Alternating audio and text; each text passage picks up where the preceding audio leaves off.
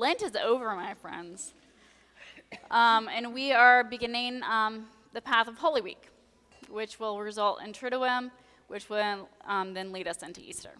So I am going to preface this a little bit with the service is a little bit different. Sorry about that if that kind of surprised you this morning, that we did things a little bit differently. But we also do things a little bit differently than a lot of Episcopal churches. And I always like to preface that here because if you're in most Episcopal churches, they will do Palm Sunday all the way through the Passion. It's also Passion Sunday. I do things a little bit differently, and I'll tell you why, because you all know that I break a lot of rules, but I know why I'm breaking them, and I can tell you why I'm breaking them. Here's the reason why. So Palm Sunday has always been Palm Sunday, right? Always. But yeah, I can't remember when, maybe the 70s, I think, they realized that nobody was actually going to Holy Week services. Who would have thought? Y'all busy. So they realized that, and they're like, well, you can't have Easter without Good Friday. You have to go through the whole Passion story. And so they said, okay, fine. Here's what we're going to do. We're going to smash them all together into one day. Okay, so I know y'all busy. I'm busy too. I get it. And maybe Holy Week services may not fit in your schedule. I get that. I hope they do. We start with Triduum on Monday, Thursday here, and we will do our 5:30 agape meal together. And then we will do our noonday Good Friday service. And then we don't do a Holy Saturday. And someday I would love to do a sunrise service here, but y'all kill me. So we ain't doing that either. So we'll have Easter morning at 10 a.m. Now, here it's a blowout. Like, we do all the things on Easter morning. So make sure you're here for Easter morning. Okay, so if you can go to a Holy Week service, please do. Even if it's not here, take a look around. All mainline Christians are doing all sorts of stuff for Triduum and Holy Week, right? The Roman Catholics, they've been doing this a really long time. They've got a whole bunch of stuff that they're doing. Lutheran churches, they've got a whole bunch of stuff that they're doing. Other Episcopal churches, whole bunch of stuff. So if you are looking at your schedule and like, stuff doesn't really fit for me, but I can go here and that fits, please do so. If nothing works in your schedule because you have a crazy busy life, and I get it if you have a crazy busy life, just heads up, this is the first time Holy Week and my spring break have actually coincided. So it's super exciting for me because it's slightly less crazy than it would normally be, working a full-time job and then doing Holy Week services. I get it. Life is crazy. So if that meets your life, would you please, on Good Friday, I need you, God needs you, you need to read the Passion story, okay? Read the Passion story on Good Friday. You need to read it all the way through until the end, all right? And then on Sunday, you'll be ready for Easter morning, all right? So that's why I do things the way that I do them, because I want you to do Holy Week. I think it's really, really important that we walk the path of the cross. It's very, very important. So I'm not going to smash all into one Sunday because it's super crazy overwhelming. And it loses the effect, I think, if we start with Palm Sunday and we process and we're like, yeah, glory, law, and honor. And then at some point I make you all stand up and say, crucify him, and you're like, whoa, that escalated quickly. So we're not going to do that. We're not going to do that. We're going to talk about Palm Sunday because I think Palm Sunday is really, really important. Because we love a feel-good thing, especially as Christians. We want feel-good Christian, right? We want buddy Jesus. We want all the good, fun things. And you've all heard my joke, everybody loves a parade, except for me. I hate parades. But everybody loves a parade. So everyone shows up because, oh my gosh, there's this amazing moment, right? Everybody loves Jesus. Jesus is cool. He turns water into wine. I mean, there's a good party trick. Please invite me to your parties if you can do that. I would like to come. Everybody loves Jesus. He's a good time. And everybody loves a parade. So we're like, yeah, he's got like this colt and and all this good fun stuff. So everyone's super excited about his triumphant entry into Jerusalem. Everyone feels good about this. The problem is what we do after the parade. Because the same ecstatic feeling in a parade can turn into a slaughter. It's the same feeling, right? You love a crowd because it feels good and there's anonymity in a crowd. So the same feeling that can bring ecstatic behavior in a parade can bring slaughter and murder too. And it does. Because here's the thing. A crowd has no conscience. Reinhold Niebuhr, who is probably my third favorite theologian, it goes like Hooker, John Wesley, and then probably Reinhold Niebuhr. Probably. I don't know. Like once you get to the third, does it even matter? I just like him.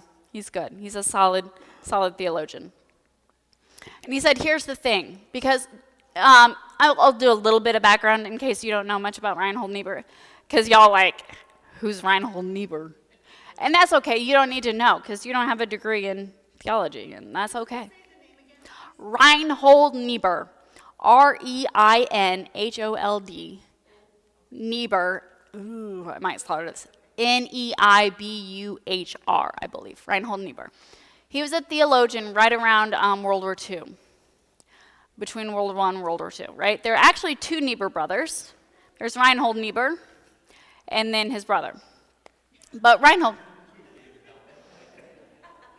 no. I like Reinhold. Richard, I believe, is his brother. It's fine. I don't care about him as much. He's also a brilliant theologian, but not really my guy. But Reinhold Niebuhr looks around at the stuff that's happening in Europe at the turn of the century, right? Because I don't know what you guys know about the turn of the century in Europe, but they thought they discovered perfection, right? Yeah. Like, we as humans are capable of doing whatever. We don't need all these other things. Anyone familiar with what humans do at the turn of the century in Europe? They kill a lot of people. Like a lot. Like a lot. And they do it because if you ever want to see a parade and the ecstasy that occurs in them, watch something of Hitler's parades. Because it's powerful. It's terrifyingly powerful. Terrifyingly so. Because the parade lacks a conscience. And the thing is, you and I, when we're in large groups, we don't have a conscience. And that's what Reinhold Niebuhr points out. He's like, what you and I as individuals know to be right and wrong, and we would never consider doing it. We would never consider doing it. Can result in a lynching, can result in Nazi Germany. Because when we are in a large group, suddenly there's anonymity. Have you ever read the comments on a board, right, on the internet? There's no conscience when there's anonymity. So the same thing that's going to happen on Palm Sunday, which results in joy and ecstasy and wonder and, oh my gosh, Jesus, oh my gosh, he's the one, Hosanna in the highest, will result in crucify him.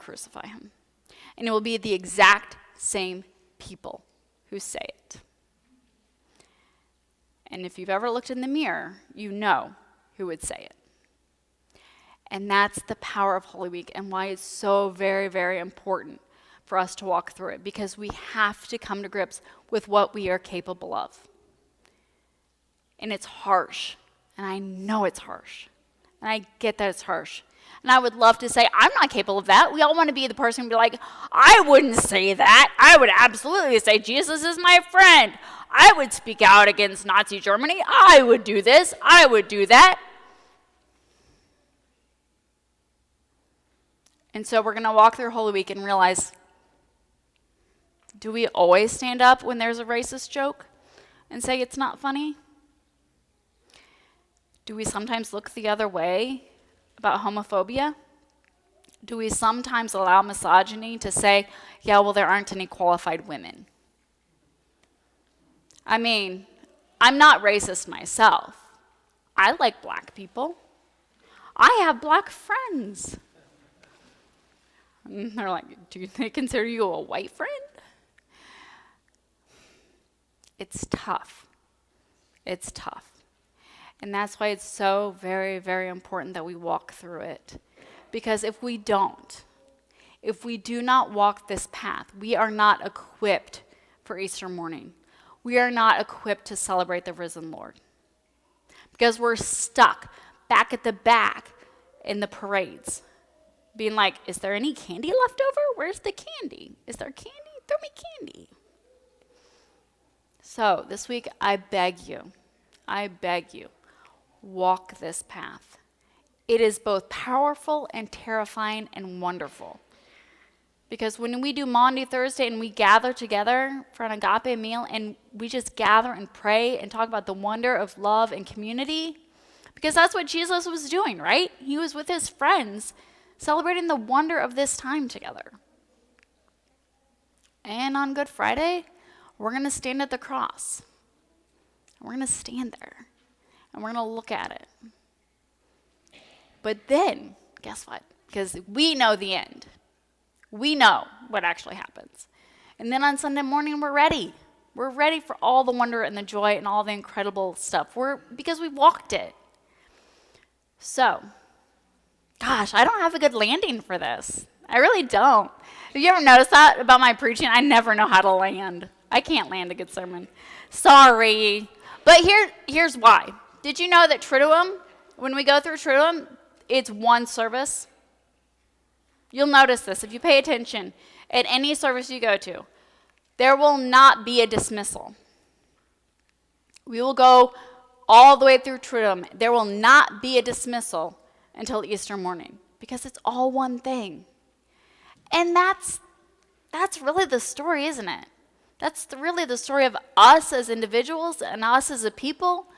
There's good, there's bad, there's wonder, there's terror, there's all that stuff. And at the end, we get to say the A word. And not asparagus or aggregate, architecture. What are some of the other A words that we've gone through? No. We want you to know that you're welcome to join us at 10 Nope. a.m. on Sundays. Please be sure But to subscribe. if somebody wants to bring We mimosas can't wait to meet you. on Easter, I would invite them.